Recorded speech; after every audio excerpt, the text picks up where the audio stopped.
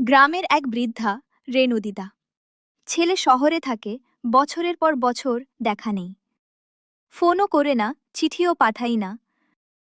কিন্তু রেণু দিদা প্রতিদিন বিকেলে উঠানে বসে থাকেন একটা পুরনো চেয়ারে। প্রতিবেশীরা জিজ্ঞেস করে, আপনার ছেলে তো আর আসে না, অপেক্ষা করেন কেন? দিদা হেসে বলেন, মা তো অপেক্ষা করতেই জানে।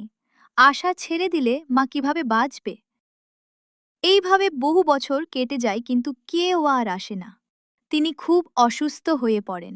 একদিন হঠাৎ বিকেলে একটা গাড়ি আসে।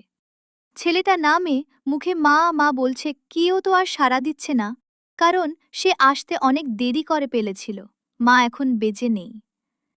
সবাই ভুল করতে পারে, কিন্তু মা সব ভুল ক্ষমা করে দেয়। মাকে কখনো একা ফেলে দিও না, কারণ মা শুধু জন্ম দেন না, অপেক্ষাও করতে জানেন চিরকাল। ভিডিওটা যদি আপনার মনে কোথাও ছুঁয়ে যায়, তাহলে একটা লাইক দিন। আর এমন আরও কন্টেন্ট পেতে একটা কথা, চ্যানেলটা সাবস্ক্রাইব